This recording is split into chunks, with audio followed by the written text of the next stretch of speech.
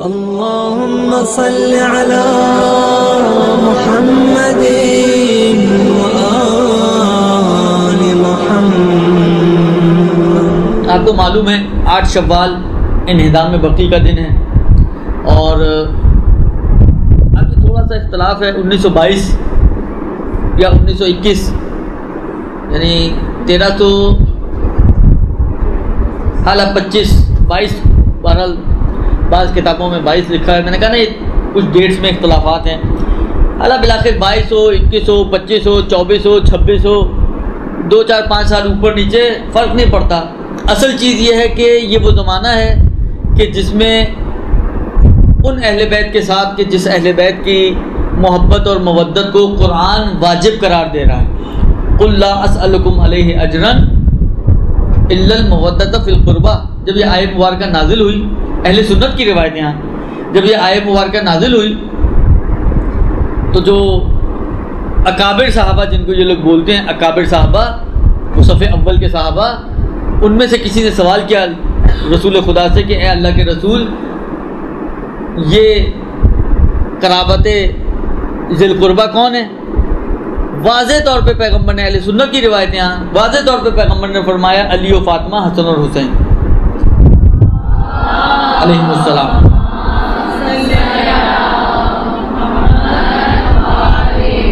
دیکھیں روایت کا جملہ یہ کہ یہ کون ہے کہ جن کی مودت اور محبت کو ہم پر واجب قرار دیا جا رہا ہے؟ جو اطراف رسول میں بیٹھے ہیں، جب رسول نے اس آیت کو بیان کیا ہے تو وہ بھی یہ سمجھ رہے ہیں کہ پیغمبر وجوب کی بات کر رہے ہیں، واجب ہے، ضروری ہے۔ انہوں نے یہ اعتراض نہیں کیا کہ اے اللہ کے رسول یہ مستحب ہے یا واجب ہے یا مکروہ ہے یا مباح ہے یا کیا ہے۔ واجب سمجھتے ہوئے سوال کر رہے ہیں کہ جن کی واجب قرار دی جا رہی ہے یہ کون ہے؟ مصداق کو طے کیا جا رہا ہے، وجوب میں کوئی ڈسپیوٹ نہیں کیا گیا، لہذا اللہ کے رسول نے مصداق کو معین کر کے کہا کہ جن کی محبت کو واجب قرار دیا جا رہا ہے وہ یہ افراد ہیں۔ اللہ کے رسول نے بھی نہیں کہا کہ دیکھو غلط فہمی میں مبتلا نہ ہو، وجوب کی بات نہیں، یہاں پر استحباب کی بات ہے۔ دیکھیں ہمارے علمیات میں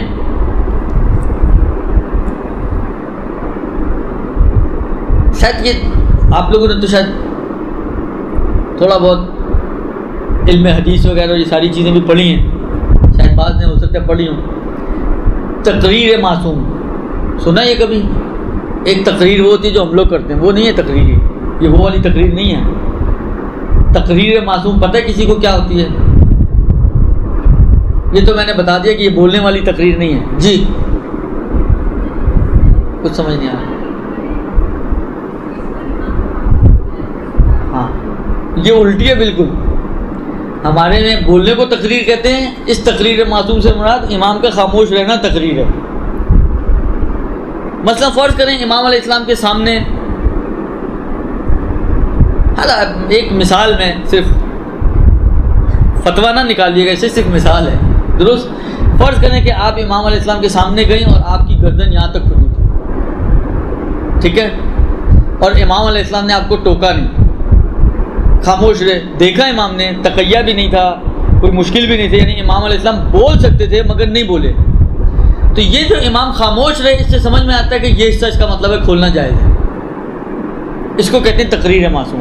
امام علیہ السلام کا نہ بولنا نہ ٹوکنا یہ دلالت کرتا ہے اس بات کے اوپر کہ مسئلہ شرعی اتنا ہی ہے جتنا وہ دیکھ رہے ہیں۔ سمجھ میں آئی بات؟ اگر یہ وجوب نہ ہوتا، اسی کا ایک مصداق یہ بھی ہے کہ اگر آپ واجب سمجھ رہے ہیں اور واجب سمجھتے ہوئے امام سے یا پیغمبر سے سوال کر رہے ہیں اور امام اور پیغمبر آپ کی اس غلط فہمی کو دور نہ کریں، کہیں نہیں واجب نہیں ہے بھائی یہ مستحب ہے، تو اس غلط فہمی کا دور نہ کرنا دلالت کرتا ہے کہ یہ واجب ہی ہے، اس کا مطلب ہے، اس کو کہتے ہیں تقریر معصوم۔ پیغمبر جیسی ہستی، ان سے سوال کیا جا رہا ہے کہ جن کی مودت واجب قرار دی جا رہی ہے یہ کون ہے؟ پیغمبر نے کہا کہ پہلے تو میں تمہیں یہ کلیئر کر دوں کہ یہ واجب نہیں ہے بھائی۔ پیغمبر نے بھی ان کے ذہنوں میں جو وجوب آیا ہے اس وجوب کو مانتے ہوئے مصادیق کو معین کیا ہے کہ اس سے مراد یہ 4 ہستیاں ہیں۔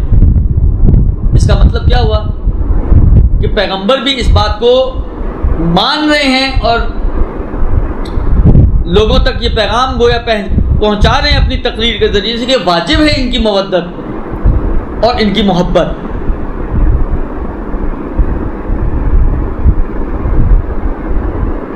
یہ وہ ہستیاں ہیں کہ جو ما یشاءون الا ان یشاء اللہ ہیں.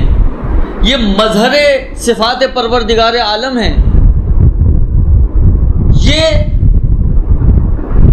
کمالات پروردگار عالم کا مظہر ہیں. یہ مخزن علم رسول خدا پروردگار عالم ہیں. یہ وہ ہستیاں ہیں کہ جو معدن وحی ہیں. کیا یہ شاعر خدا میں شامل نہیں ہو سکتی؟ وَمَن يُعَظِّمْ شَعَائِرَ اللَّهِ فَإِنَّهَا مِن تَقْوَى الْقُلُوبِ.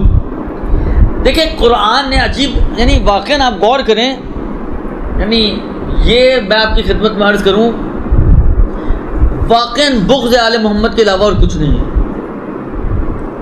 واقعاً اس کے علاوہ اور کچھ نہیں ہے. وَإِلَّا آپ مجھے یہ بتائیں کہ وہ قرآن کہ جو کہہ رہے ان الصفا والمروہ من شعائر اللہ، صفا اور مروہ شعائر خدا میں سے ہیں. صفا اور مروہ کیا ہے؟ دو پہاڑیاں. وہ قرآن یعنی واقعاً عجیب مرحلہ فکر ہے. وہ قرآن جو یہ کہہ رہا ہے کہ بدنا اس اونٹ کو کہتے ہیں کہ جو قربانی کے لیے لے کے جایا جاتا ہے حج کے موقع پر، اس کو شاعر خدا میں سے قرار دے رہا ہے. وہ پٹا جو حیوان کے گلے میں ڈالا جاتا ہے، قربانی کے جو مینا میں قربان کیا جاتا ہے اس کے گلے میں پٹا ڈالا جاتا ہے، قلادہ، اس پٹے کو شاعر خدا میں سے قرار دے رہا ہے. یعنی یہ پٹا شاعر خدا ہو سکتا ہے، یہ صفا اور مروہ شاعر خدا ہو سکتی ہیں، یہ بدنا شاعر خدا ہو سکتا ہے، مگر آل محمد شاعر خدا نہیں ہو سکتے. یعنی شاعر خدا کہتے کس کو ہیں؟ شاعر شعیرہ کی جمع ہے، یعنی علامت. شاعر خدا یعنی علامت خدا، یعنی جس کو دیکھ کر انسان خدا کی یاد میں جائے، جس کو دیکھ کر انسان کو خدا یاد آئے. صفا اور مروہ کو دیکھ کے خدا یاد آ سکتا ہے، بدنا کو دیکھ کے خدا یاد آ سکتا ہے، اس قلادہ کو دیکھ کے خدا یاد آ سکتا ہے. آل محمد کو دیکھ کے خدا یاد نہیں آ سکتا. وہ آل محمد جو میں نے عرض کیا نا کہ سر تا سر مظہر صفات پروردگار عالم ہے، یعنی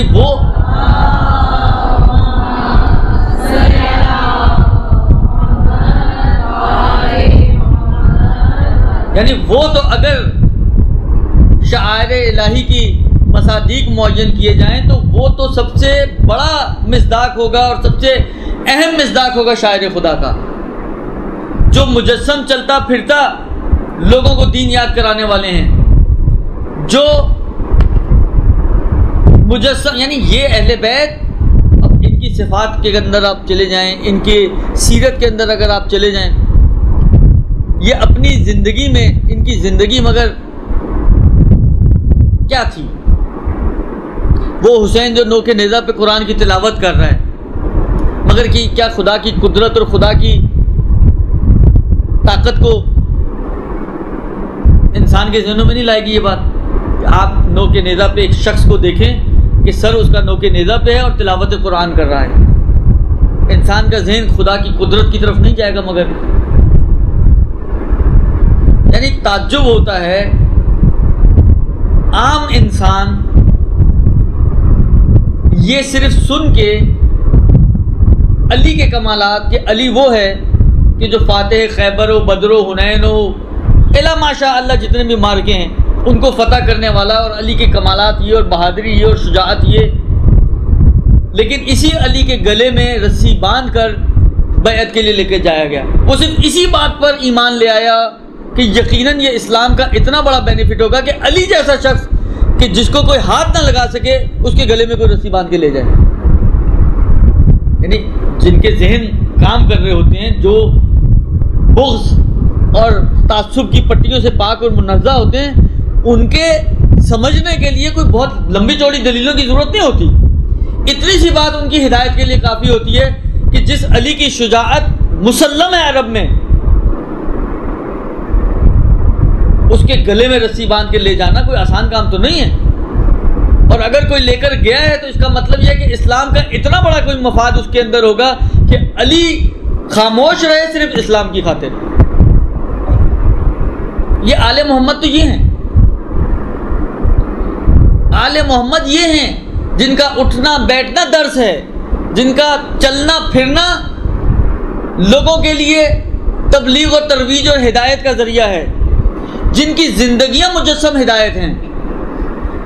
بنی امیہ بنی عباس کے جو افراد ہیں ان کو خوف کس چیز کا تھا؟ یعنی یہ ائمہ علیہم السلام جو ہمیشہ سے تقیہ کی زندگیاں گزارتے رہے ہیں اور تحت نظارت رہے ہیں ان لوگوں کے، اس کے باوجود ان کو ان سے ڈر تھا۔ کس چیز کا ڈر تھا؟ وہ ہر چیز پر، ان کے بولنے پہ پابندی لگا سکتے تھے مگر اٹھنے بیٹھنے پہ تو پابندیاں نہیں لگ سکتی تھیں۔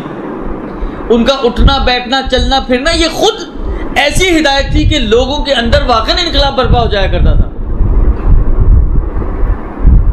اس کو کیسے روکتے؟ جب یہاں تک پہنچ جاتے تھے نا کہ لوگ ان کے اٹھنے بیٹھنے بولنے چالنے ان چھوٹی چھوٹی چیزوں سے ان کی طرف رغبت پیدا کر رہے ہیں اور ان کی طرف کھنچے چلے جا رہے ہیں اور ان کے اطراف میں جمع ہوئے چلے جا رہے ہیں، یہ وہ مرحلے ہوتے تھے جہاں پر ان کو پھر اپنی کرسیاں ہلتی ہوئی نظر آتی تھیں اور یہ زہر یہ تلوار کا سہارا لے کر اہل بیت کو اس دنیا سے رخصت کر دیا کرتے تھے۔ ان کے مرنے کے بعد بھی ان کو اسی قسم کا خوف تھا۔ اب واقعاً سوچے انسان کیا کردار ہوگا ان لوگوں کا، کتنی مضبوط شخصیتیں ہوں گی اہل بیت کی، کہ زندگی میں تو ان کو خوف تھا ان چیزوں کا، لیکن مرنے کے بعد بھی ان کو انہی چیزوں کا خوف تھا۔ آپ کیا سمجھتی ہیں کہ اگر امیر المومنین قبر میں چلے گئے تو امیر المومنین کی یادیں ختم ہو جائیں گی؟ وہ قصے جو لوگوں نے سنے ہیں، جب وہ امیر المومنین کی قبر کو اگر دیکھیں گے تو ان کے ذہن میں، دیکھیں بالآخر آج ہم نے تو وہ زمانے نہیں دیکھے نا جو قائد اعظم کے زمانے تھے، صرف قائد اعظم کو نوٹوں پہ دیکھے ہم نے، درست؟ اس کے علاوہ آپ میں سے کون ہے جنہوں نے قائد اعظم، شاید ہو کوئی اکا دکا، لیکن عام طور پہ جو عمومی سامعین ہیں ان میں سے کون ہے جس نے قائد اعظم کو دیکھا ہوگا؟ کسی نے بھی نہیں دیکھا ہوگا۔ ہم تک جو چیزیں پہنچی ہیں وہ قصے اور کہانیاں ہی ہیں، لیکن اس کے باوجود اگر آپ فرض کریں مزار قائد پر جاتی ہیں تو بالآخر ایک انسان کے ذہن میں ایک خاکہ سا تو آتی ہیں نا یہ ساری چیزیں۔ اگر انسان وہاں کھڑا ہو کے کچھ غور کرے کہ یہ ہے کون، کیوں میں آیا ہوں اس کی قبر پر، کچھ اس کے ذہن میں تصویریں چلتی ہیں یا نہیں؟ جیسے پٹیاں چلتی ہیں نا چینلز پہ نیچے، تو کوئی پٹی چلے گی آپ کے ذہن میں یا نہیں چلے گی؟ جب آپ کے ذہنوں میں وہ پٹیاں چلیں گی تو بالآخر ایک آپ کے ذہن میں ایک جذبہ حب الوطنی کے تحت کچھ جوش آتا ہے انسان کو یا نہیں آتا؟ کہ اہل بیت کی نسبت اتنا بھی نہیں ہوگا، ایک قائد اعظم کا اتنا اثر ہے کہ جن کے ایمان و اسلام کا کچھ ابھی تک بالآخر طے نہیں ہو سکا، شیعہ تھے، سنی تھے، شش امامی تھے، 12 امامی تھے، اتنی کہانیاں ہیں۔ حالانکہ کہتے ہیں کہ جی آخر میں شیعہ ہو گئے تھے، 12 امامی تھے، لیکن بالآخر کیلو کال ہے۔ مگر ان کی ایک پورا ایک اپنا جو ان کا ایک جہاد تھا، ان کی ایک پورا جو انقلاب تھا، لوگ امام خمینی کے مقبرے پہ جاتے ہیں، وہاں جب کھڑا ہو کر انسان تھوڑا بالآخر، اب آپ وہی والی بات ہے جائیں جا کے آ جائیں، کچھ سوچیں نہیں تو بالآخر کچھ بھی نہیں ہوگا، لیکن جب آپ گئے ہیں وہاں پر آپ ذرا سوچیں کہ میں کیوں آیا ہوں، کون ہے کیا، تو بالآخر خود بخود ایک آپ کے ذہنوں میں ساری چیزیں آئیں گی۔ تو یہ انسان کے اندر انقلاب لے کر آتی ہیں چیزیں، انسان کو جوڑتی ہیں۔ مگر کیا اگر ایک قائد اعظم ایک امام خمینی کے مقبرے پر آپ جائیں تو پوری کہانیاں آپ کے ذہن میں آتی ہیں، ایک جذبہ ایک جوش آپ کے دل میں پیدا ہوتا ہے، تو کیا اگر کوئی آپ اہل بیت میں سے کسی کے مقبرے پہ کھڑی ہوں، امیر المومنین کے مزار پہ کھڑی ہوں، امام حسین کی قبر پہ کھڑی ہوں، ائمہ کی قبروں پہ کھڑی ہوں، ان کے مزارات پہ کھڑی ہوں، تو آپ کے ذہن میں کچھ نہیں آئے گا؟ ان کو ان کا خوف تھا، ابھی بھی ڈرتے ہیں یہ، ابھی بھی یہ ڈرتے ہیں یہ۔ لہذا آغائے بزرگ تہرانی اپنی کتاب ذریعہ میں ان کا کہنا یہ ہے، ایک مطلب انہوں نے نقل کیا ہے، فرماتے ہیں کہ 1344 میں، کیونکہ بہت سارے آپ اگر میٹر پڑھیں گے نا اس کے بارے میں، انہدام بقی کے بارے میں، تو اس میں یوں آیا ہے کہ جب آل سعود نے اطراف مکہ و مدینہ میں قبضہ کیا ہے اور اپنے قدم جمائے ہیں، تو اب ان کا ٹارگٹ یہ مقبرے تھے، لہذا انہوں نے ظاہراً کچھ افراد کو مدینے بھیجا فتوے لینے کے لیے، اور کچھ فتوے بھی انہوں نے نقل کیے، اور ان فتووں کے تحت جب فتوے جمع ہو گئے انہوں نے ان مزارات کو پھر مسمار کیا۔ اچھا دیکھیں، میں آپ کو بتاؤں، ابھی بھی ہم سوالات کرتے ہیں مجتہدین سے، ڈپینڈ کرتا ہے آپ سوال کیا کرتی ہیں، جواب اس کے اوپر ڈپینڈ کرتا ہے۔ مثلا فرض کریں آپ آغائے سیستانی کو جواب سوال لکھیں، ایک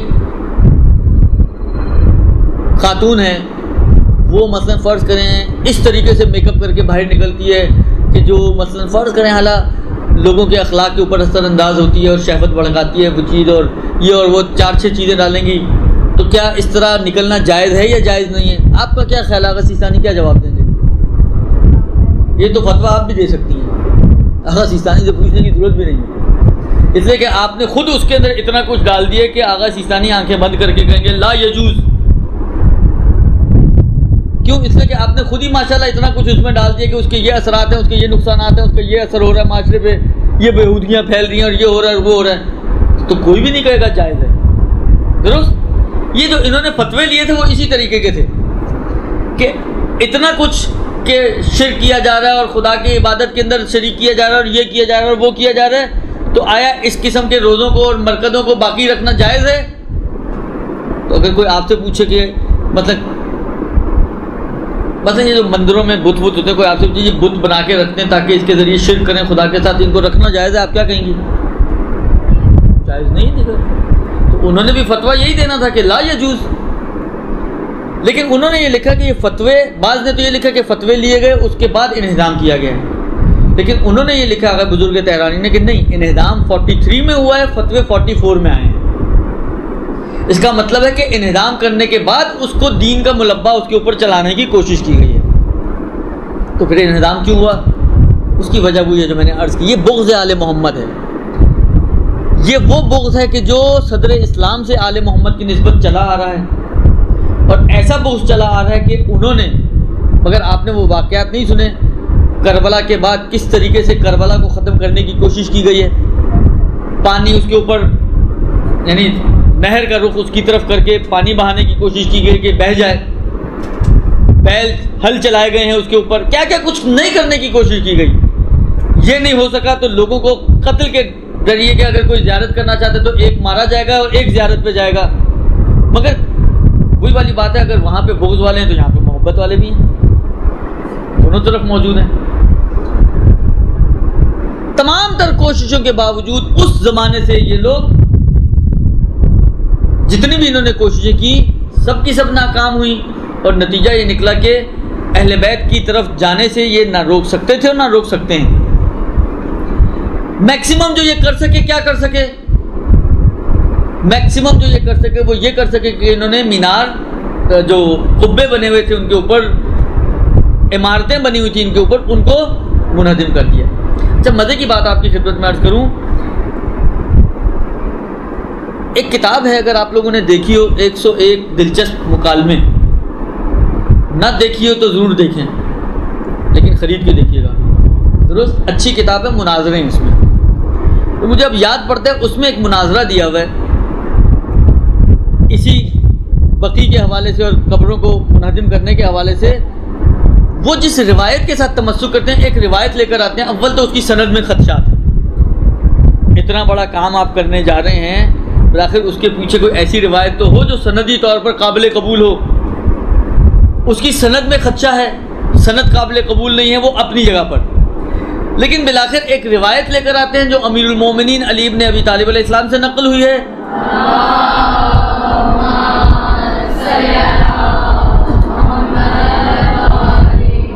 جنہوں نے کسی شخص سے کہا کہ کیا میں تمہیں اسی کام پر معمور نہ کروں کہ جس کام پر رسول خدا نے مجھے معمور کیا تھا؟ کہا کہ جی۔ کہا کہ جہاں تم کوئی بھی تصویر دیکھو اس کو خراب کر دو، اور جہاں کوئی بھی قبر اونچی دیکھو تو اس کو مساوی کر دو۔ لفظ تسویہ آیا وہاں پر، لفظ تسویہ آیا ہے وہاں پر۔ قرآن نے اس قسم کے لوگوں کے لیے ایک تعبیر استعمال کی ہے۔ سورہ آل عمران کی ابتدائی آیتیں آپ جا کے دیکھیے گا، قرآن نے پہلے تقسیم بندی کی ہے آیات کی، فیہ فیہ آیات محکمات ہن ام الکتاب و اخر متشابہات، اس قرآن میں کچھ محکم آیتیں ہیں جو اصل کتاب ہیں، ام کتاب ہیں، اور کچھ متشابہ آیتیں ہیں۔ ومن کان فی قلوبہم زیغ، اور وہ لوگ کہ جن کے دلوں میں کجی ہوتی ہے وہ ان متشابہ آیتوں کو اپنے فیور میں یوز کرتے ہیں۔ اچھا یہ چیز صرف قرآن میں نہیں ہے، یہ روایتوں میں بھی یہ چیزیں ہیں۔ من کنت مولا ہو فہذا علی مولا، کتنی توڑ کی انہوں نے آ کے اس مولا کے لفظ کو اتنے قرائن کے ساتھ، اتنے واضح قرائن کے ساتھ انہوں نے کوشش کی کہ اس لفظ مولا کو اس سرپرستی کے معنی سے ہٹا کر دوست کے معنی میں لے آئیں۔ خیر اب کیونکہ موقع غدیر کا نہیں ہے اور آئے غدیر مجھے نہیں بیان کرنی، لیکن اس کے اندر بھی بہت مطالب ہیں پھر کسی موقع پر۔ تو یہ کام کہ جن کے دلوں میں کجی ہوتی ہے وہ روایتوں کے ساتھ بھی یہی مس یوز کرتے ہیں کہ اپنی مطلب کے اور اپنی مرضی کے ان سے معنی بناتے ہیں تاکہ لوگوں کو مس گائیڈ کر سکیں۔ دیکھیں اس زمانے میں جو رسم تھی وہ یہ تھی کہ قبروں کو جس طرح اونٹ آپ نے دیکھے، کلفٹن گئے ہوں گے آپ لوگ تو نہیں گئے، حالانکہ جب جاتے ہیں جائیں تو دیکھیے گا اونٹ کی کوہان ہوتی ہے نا، کس شیپ میں ہوتی ہے؟ اونٹ کی کوہان اس شیپ میں ہوتی ہے۔ اس زمانے میں قبریں اس شیپ میں بنائی جاتی تھیں، اس کو شریعت نے منع کیا ہے۔ تسویہ کرو یعنی کوہان کی شکل نا لیول پہ رکھو برابر، نہ یہ کہ زمین کے لیول کے ساتھ ختم کر دو اس کو۔ یہ لوگ جو معنی میں گڑبڑ کرتے ہیں وہ کیا کرتے ہیں، تسویہ کا معنی یعنی زمین لیول پر لے آؤ، زمین بوس کر دو، یہ مراد نہیں ہے۔ تسویہ کا معنی ہے کہ اس کو اس کوہان کی شکل میں نہ بناؤ قبر کو، بلکہ اس کو اوپر سے پلین کر دو۔ یہ امیر المومنین اگر اس روایت کو مان لیا جائے، میں نے کہا نا اولا تو سند ہی خراب ہے، حالانکہ تھوڑی دیر کے لیے سند کو سائڈ میں رکھ دیں، آپ مان لیں کہ سند ٹھیک ہو گئی چلیں، لیکن بالآخر دلالت اور معنی بھی تو دیکھنا نا ہمیں کیا ہے۔ اس کا معنی یہ ہے کہ پیغمبر امیر المومنین کو یا صحابی کو یہ بول رہے ہیں کہ جاؤ اگر کوئی قبر تمہیں اس کوہان کی شکل پہ نظر آئے تو اس کو اوپر سے پلین کر دو۔ اس میں کہاں لکھا ہوا ہے کہ جی جو عمارت اس کے اوپر بنی ہوئی ہے اس کو توڑ دو؟ کہاں ہے اس روایت میں کہ عمارتوں کو توڑ دو؟ لہذا جس روایت کا یہ سہارا لیتے ہیں سندن اور دلالتن، دلالتن یعنی معنی کے اعتبار سے، دونوں اعتبار سے اس کے اندر خدشہ ہے، مشکل ہے، سند بھی قابل قبول نہیں ہے، دلالت بھی قابل قبول نہیں ہے۔ دلالت جو ہے اس میں یہ لوگ استعمال نہیں کرتے، جو یہ بناتے ہیں وہ دلالت اس میں موجود نہیں ہے، درست؟ بس کوئی بھی ان کے پاس شرعی جواز نہیں ہے ان بنا اور مزارات کو منہدم کرنے کا۔ صرف ایک چیز ان کے دل میں ہے اور جو چیز ہو سکتی ہے وہ ان کا بغض ہے کہ جو سبب بنا کہ آل محمد دنیا میں تو ان کو اذیتیں پہنچاتے رہے، زندگی میں تو ان کو پریشان کرتے رہے، مگر زندگی کے بعد جب وہ اس دنیا سے رخصت ہو گئے اس کے بعد بھی ان کے مزارات کی بے احترامی کی، ان کے مزارات کو منہدم کیا اور اپنے بغض کا اظہار کیا۔ بقول آغا بزرگ تہرانی کے یہ پہلے ہوا ہے اور فتوے بعد میں آئے۔ پروردگار تو اپنی نشانیاں دکھاتا ہے، پروردگار تو اپنے قدرت کے کرشمے دکھاتا ہے۔ اتنی مدت گزر گئی، اتنی مرتبہ خانہ کعبہ ٹوٹ کے بنایا گیا، مگر کیا وہ نشان مٹ سکا جس میں امیر المومنین جہاں سے ان کی والدہ داخل ہوئی تھیں؟ آج بھی وہ نشان موجود ہے۔ اتنی کوششیں، اتنی زحمتیں کرنے کے باوجود، اور عجیب نظام ہے بس پروردگار عالم کو، واقعاً بڑا عجیب نظام ہے۔ غلاف کعبہ اگر یہ نیچے رہے حج کے ایام میں تو کیا ہو؟ کوئی بھی نہیں دیکھ پائے، کسی کو پتہ ہی نہیں چلے کہاں ہے نشان۔ اچھا ہمارے کہنے سے تو یہ اوپر اٹھائیں گے نہیں، اتنے شریف تو ہیں نہیں یہ لوگ، درست؟ مگر پروردگار عالم کا نظام الہی دیکھیں آپ، کیونکہ غلاف کعبہ ہے، لہذا تبرک کا تو ہمارے لوگوں کو تو ماشاءاللہ بڑا شوق ہوتا ہے، وہ تو لوگ نہ چھوڑیں، تو اس ڈر سے کہ اس کو لوگ کاٹ کے نہ لے جائیں وہ مجبور ہے اس کو اوپر کرنے پر۔ حج کے ایام میں کبھی آپ کعبے کو دیکھیں ہمیشہ غلاف اوپر ہوگا، وہ مجبور ہے اس کو اوپر کرنے پر، اس لیے کہ اگر وہ اوپر نہ کریں تو لوگ نہیں چھوڑیں گے، اور لوگوں سے بچانے کے لیے وہ اوپر کرنے پہ مجبور ہیں، اور جب وہ اوپر ہوتا ہے تو وہ نشان جو امیر المومنین کی جائے پیدائش ہے، جہاں سے امیر المومنین کی والدہ گرامی قدر گئی بھی اور آئی بھی، وہ نشان سب لوگوں کے لیے روشن ہو جاتا ہے۔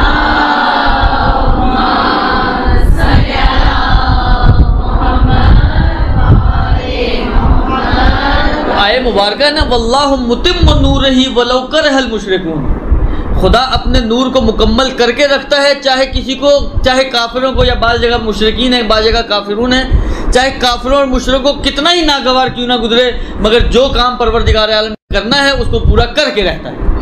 آپ لاکھ چھپائیں، آپ کیا کچھ بدلیں گے، لیکن پروردگار عالم پوری دنیا کو، دو کونے ایسے ہیں کہ جہاں پر لوگ چپکے ہوئے ہوتے ہیں، دو کونے، ایک حجر اسود والا کونا اور ایک امیر المومنین والا کونا،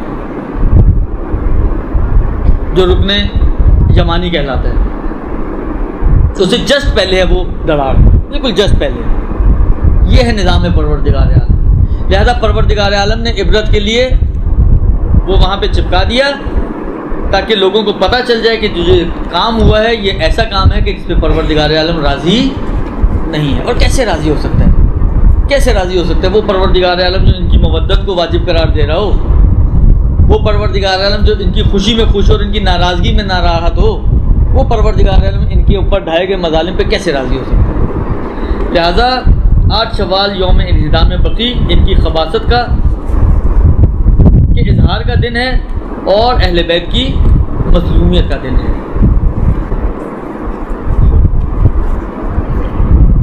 دعائے افتتاح کیا ماہ رمضان میں پڑھنے کے علاوہ دیکھیں عنوان دعا پڑھنے میں کوئی حرج نہیں ہے، آپ کا یہ قصد نہ ہو کہ یہ انہی دنوں کی دعا ہے، دعا تو رمضان سے مخصوص ہے، لیکن عنوان دعا پڑھنے میں کوئی حرج نہیں ہے۔ اگر ہاتھ پر مہندی لگی ہے تو بہت پرانا سوال ہے، اتنا پرانا کہ مجھے تو جواب دینے کا بھی موڈ نہیں ہو رہا میرے، یہ اتنی دفعہ میں بتا چکا ہوں، میرے اپنے خیال میں یہ مشکل نہیں ہے، آپ کر سکتے ہیں مجھے۔ اگر کسی کو علم نہ ہو کہ ماہ رمضان میں جو روزے قضا ہوتے ہیں،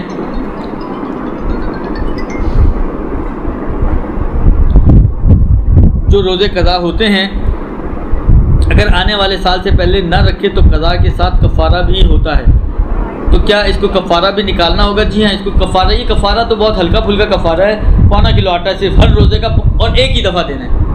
یہ فدیہ ہے اصل میں، جو کفارہ جس کو آپ نے لکھا ہے، اس کو یہ لوگ کفارہ بھی تعبیر کرتے ہیں، لیکن کفارہ غیر عمدی جو فدیہ کہلاتا ہے، یہ ہر روزے کا جو ڈیلے ہوتی ہے پہلے سال سے، تو پہلے سال سے ڈیلے کے لیے ایک روزے کا 1.25 کلو آٹا دینا ہے، اگلے سالوں سے جو ڈیلے ہوگا اس میں کچھ نہیں ہے، صرف یہ یوں سمجھیں کہ اگر آپ نے 10 سال روزے نہیں رکھے تو 10 سال کی ڈیلے پر ایک ہی فدیہ ہے، ایک روزے کا 1.25 کلو آٹا کسی بھی شرعی فقیر کو جو دیندار بھی ہو۔ درست لیجیے آپ کے سوالات۔ کیا امام زمانہ علیہ السلام کے ظہور کے بعد توبہ کا دروازہ بند ہو جائے گا؟ ظہور کے فوراً بعد تو بند نہیں ہوگا، لیکن بہرحال جو روایتیں ہیں اس کے حساب سے اس زمانے میں ایک موقع ایسا آئے گا کہ بہرحال توبہ کا دروازہ بند ہو جائے گا۔ تفصیلات اور جزیات بہت زیادہ اس وقت میرے ذہن میں نہیں ہیں۔ جی 1944 نہیں، 1344 ہجری۔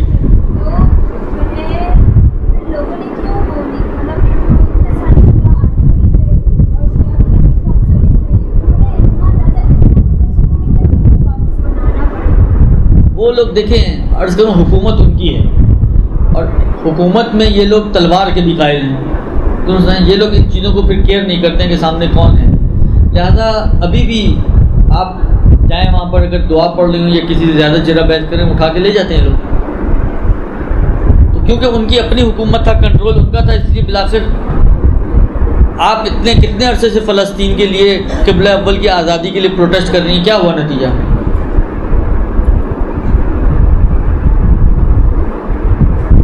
اس لیے کہ آپ کے اختیار میں کچھ نہیں ہے۔ حضرت مختلف جگہوں پہ انہوں نے کھڑے کیے، دیکھیں میں نے کہا نا کہ مسئلہ ہے کہ حکومت ان کے ہاتھ میں، اختیارات ان کے پاس ہیں، ان کی پولیس ہماری پولیس کی طرح نہیں ہے، ان کی پولیس کو آپ کچھ بول دیں، سمجھے آپ نے حکومت کو کہہ دیا، اور سمجھے آپ نے حکومت کی مخالفت کر دی. وہ بہت اسٹرکٹ ہیں اس مسئلے میں. یہ لوگ سب کچھ کر لیں گے، پولیس کی انگلی بھی نہیں لگا سکتے لوگ. جو اتنی اسٹرکٹنیس ہو تو آپ کیا کر سکتے ہیں؟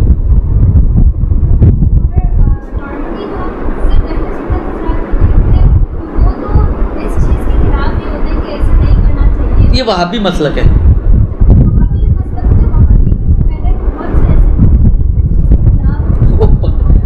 وہ صحیح وہابی نہیں ہوں گے، 2 نمبری وہابی ہوں گے. وہ اصل جو مسلک وہابیت ہے یہ ابن تیمیہ کا شاید کوئی شاگرد تھا، وہاں سے سلسلہ یہ شروع ہوا ہے انہدام کا. اس نے یہ کہانی شروع کی تھی. تو وہ بھائی دیکھیں ان کا جو رسمی مذہب جو ہے وہ وہی وہابی لوگوں کا ہے نا. آل سعود وہابی لوگ ہیں سارے، سنی تو نہیں ہیں. لہٰذا اس لیے وہاں پر مشکلات ہیں بہت. آپ کھڑے ہو کے دعا نہیں پڑھ سکتی ہیں، آپ کھڑے ہو کے زیارت نہیں کر سکتی، آپ کسی ذریعے کو ہاتھ نہیں لگا سکتی، اور کیا آپ واپس قبریں بنانا چاہتی ہیں؟ یعنی جو آپ یہ نہ کر سکیں، یہ چھوٹی قبریں بنانے کی نسبت اس کی کیا ویلیو ہے؟ بھائی ان کا مذہب ہے، ان کا دین ہے، ان کی شریعت ہے. اب جس سے فرض کریں ابھی میں آپ کی خدمت میں کروں، مثلا ایران ہے، ایران کی ایک فورس ہے گشت ارشاد کہلاتی ہے. ان کا کام وہی امر بالمعروف و نہی عن المنکر ہے. اب فرض کریں کہ ایک بے پردہ خاتون کو وہ روکے ٹوکیں، آپ کہیں یہ تو غلط ہے نا، وہ گھومنے سے آپ کا کیا جاتا ہے؟ جس طرح یہ کرتے ہیں امر بالمعروف کے نام سے، وہ بھی کرتے ہیں امر بالمعروف کے نام سے. کہتے ہیں کہ بھئی آپ بدعت کر رہی ہیں، گناہ کر رہی ہیں، تو روکنا ہماری ذمہ داری ہے، لہٰذا ہم روکیں گے، آپ کو نہیں کرنے دیں گے، پابندیاں لگائیں گے. یہ مسئلہ ہے. وہ یہ سارے کام کرتے ہیں دین و مذہب کے نام پر.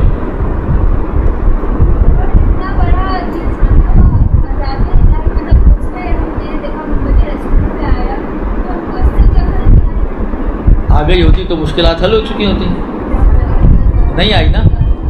میں نے کہا نا کہ عبرت وہ لوگ حاصل کرتے ہیں کہ جن کے دلوں میں اتنی وسعت ہو. من کان فی قلوبہم زیغ، کچھ ایسے لوگ ہوتے ہیں جن کے دلوں میں کجی ہوتی ہے. ختم اللہ علی قلوبہم وعلی سمعہم وابصارہم.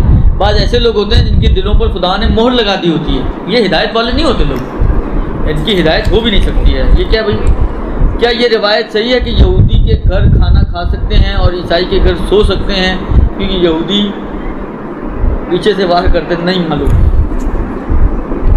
روایت میں نے دیکھی نہیں، اس لیے نہیں معلوم. اتمام حجت تو کرنی ہے نا خدا نے. کل کو وہ لوگ بول دیں کھڑے ہوتے، خدایا تو ایک نشانی دکھا دیتے تو ہم مان جاتے.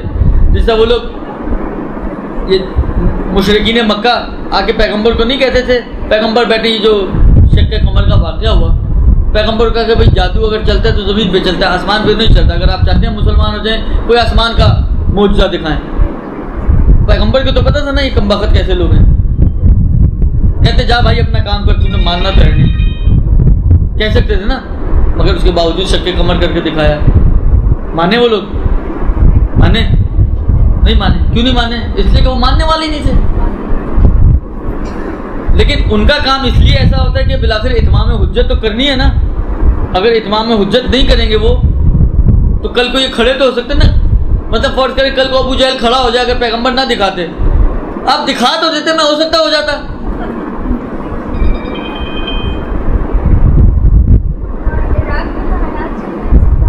اللہ ان کی حالت بہتر کرے انشاءاللہ. دعا ہی کر سکتے ہیں اور کیا کر سکتے ہیں. حالات جو خراب ہیں عراق کے، بہرحال دعا ہے ہماری کہ پروردگار وہاں پہ بھی یہ ان کا وہابیوں کا مسئلہ ہے. داعش ہوئی وہابی مسئلہ ہے.